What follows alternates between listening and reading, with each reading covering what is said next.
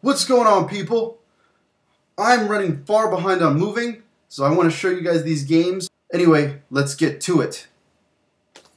First game I want to show you guys, I got Nier for PS3 from Best Buy. It was only $16 on clearance. Next thing I got is Call of Duty Black Ops for PS3. I'm not a big Call of Duty fan, but I like playing zombies and stuff like that, so where are we going now? We're going over here. Got Disaster Report for our PS2. This is a pretty interesting game if you guys haven't played it. It's like Resident Evil, sort of. No, actually Resident Evil isn't good. It's like survival horror minus the horror, so it's just survival, like buildings will fall on you and stuff like that. It's a pretty cool game. Next thing, a friend of mine is moving back to Japan, and he kind of wanted to clear out some of his stuff, so he gave me some of his games.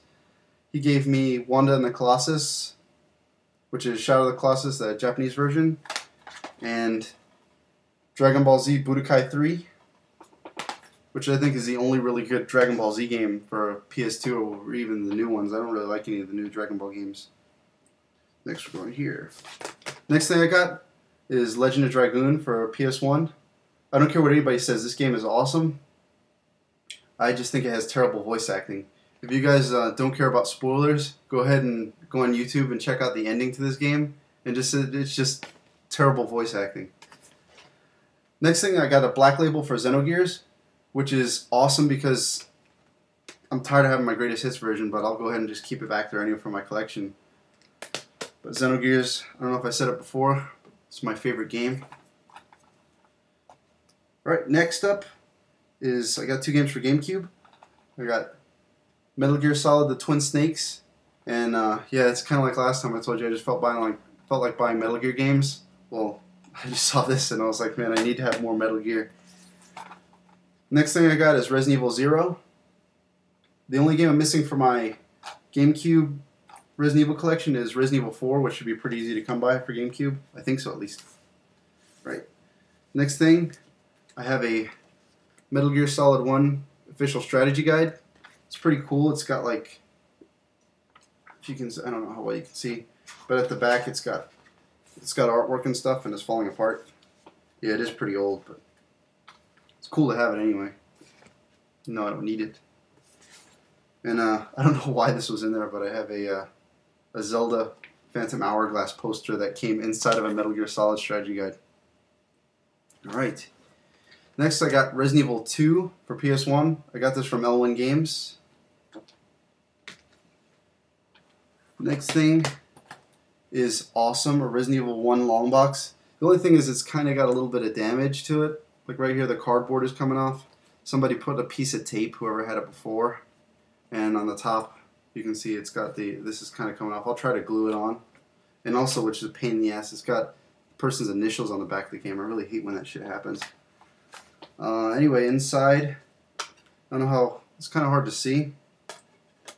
But if you take out the disc and the crazy guy on the cover, Chris Redfield, it's got the strategy guide advertisement on the back.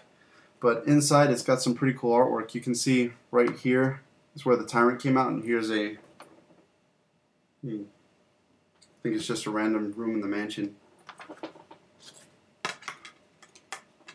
So yeah, in case you haven't seen it, this is what the disc looks like for the original Resident Evil 1 that came out.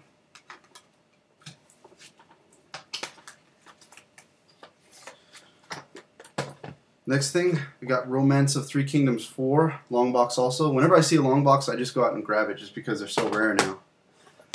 Next thing I got is Twisted Metal. This is also pretty cool just because I haven't seen this since, like, I don't know, 1995. I don't even know how long it's been since I've seen it. And I got the Raiden Project, also another long box, but this is one of the original ones that's like the Saturn style.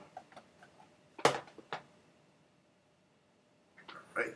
And here are the two coolest games I picked up this time. I got Lunar Silver Star Story Complete and Lunar Eternal Blue Complete, both of them. In case you haven't guys seen what they look like, if you haven't seen what they look like, go ahead and unbox them and show you what they look like. Ouch. This Lunar One, this is what it looks like, the game box.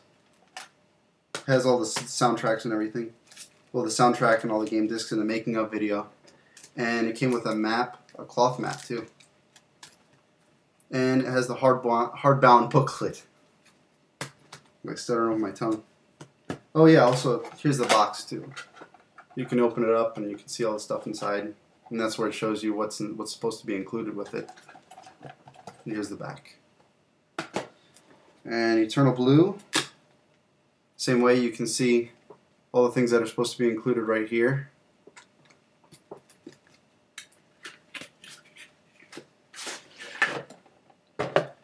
And here's what the game box looks like.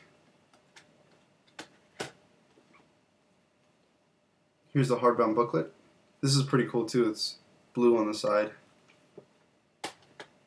And I'm not really sure what the purpose of this one was, this box.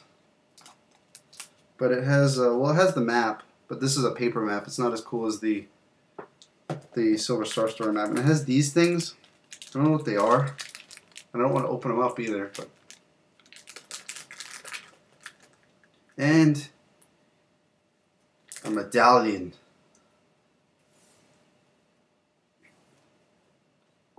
Yeah, I can rock this. Right. If any of these games you guys saw me pull out today or any of my other videos, just go ahead and send a request, and you can either send me a message or you can just leave a comment on the video and I'll just do my best to get to it. The video I'm working on right now is actually a request. I thought it was a really cool idea for a video. I'll go ahead and tell everybody who the person is that requested the video when I get it out, but it's just taking me a little bit longer than I thought it would, so I'll probably have that out maybe next week, I hope.